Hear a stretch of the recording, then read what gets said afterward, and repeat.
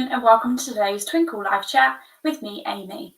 Today I'm going to be talking all about different rainy day activities that you can do with your early years child, which, let's be honest, they're going to be really helpful here in lovely England. So the first activity I have got today is an art activity. All you need is a piece of tin foil and stick it down to a piece of paper, which you can then use on your table or on the floor. You then want to get your child to use felt tips to either colour in a rainbow, or they could just choose some different colours to block colour onto the tin foil. They can choose, it's up to them. Then on a piece of paper or card, get your child to draw an outline of something. So it could be a flower, it could be a car, a train, anything, it's up to them. And then this is where the magic happens.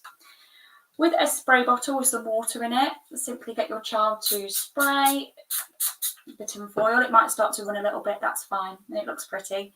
Then you want to get the outline and simply just press it on top. Press it all around. And then voila, a beautiful piece of artwork, which I'm sure your child will find fascinating. So this activity is great for your child's expressive arts and design. It allows them to explore with a range of different materials and support them to choose which resources they use and what pattern they choose as well. They can also simply use a piece of tissue or kitchen roll to wipe off the tin foil, and then you can use that same piece of tin foil again so that you don't have to use loads of tin foil. This is also a great activity for your child's fine motor skills as they use the pens and even the spray bottle in itself. The next activity is a science experiment. Science experiments are great even for children in the early years as it allows them to engage with their natural curiosity and learn different science skills such as observation and prediction. So for this one, you will need a piece of kitchen roll and simply cut it into the shape of a rainbow. Then get your child to colour in with different colours on the bottom, the colours of the rainbow, and then get a pair of scissors and cut in a little hole, or just rip the tissue and poke in a pipe cleaner and twist. That just gives your child something to hold for the experiment, but it's not a necessity. Then you want to get some water in a bowl or in a tray, and then you want to get your child to predict and guess what they think might happen as they put their rainbow into the water. That's great for early science skills, but also good for their communication and language as well. You could then do a little countdown to support your child's maths. So 3, 2, 1, and then they can have a look at what happens as their beautiful rainbow starts to grow. So they could do this for different time frames as well. So you might do one for 1 second, one for 2 seconds, and then carry it on. So your child can see how the different time affects their growth of their rainbow. That's a great easy science experiment which doesn't really require you to use a lot of resources. So the next activities I've got are based around cars and different vehicles just to enhance the play a little bit. So you will need some paper. It can be plain paper, that's fine, it doesn't have to be coloured, and some sticky tape.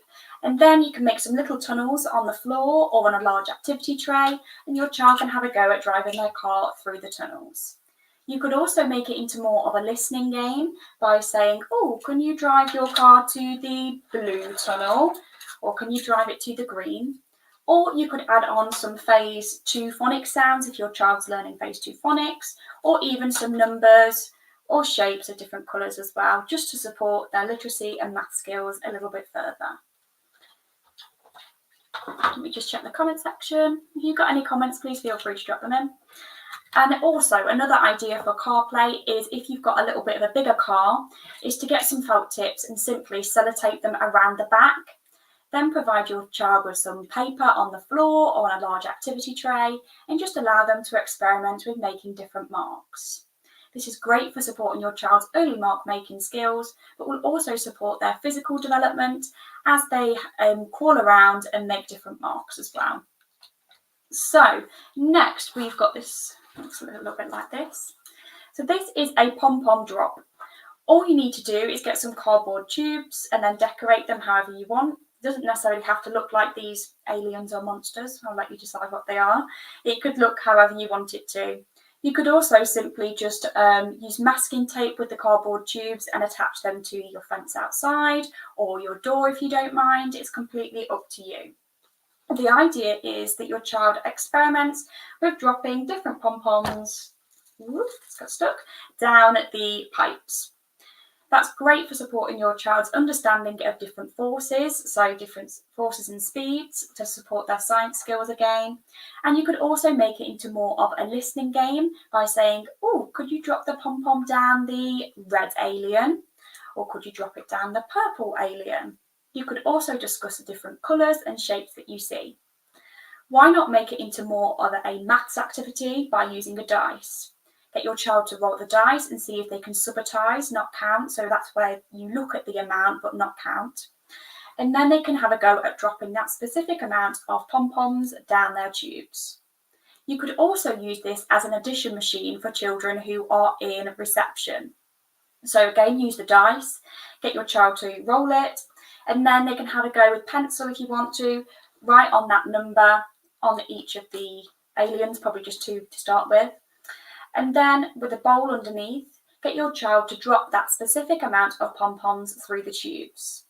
And then you can make clear that 1 add 2 is 3, so they can count how many they have got all together. They could then have a go at writing that number sum on a piece of paper or on a whiteboard to practice their further math skills as well.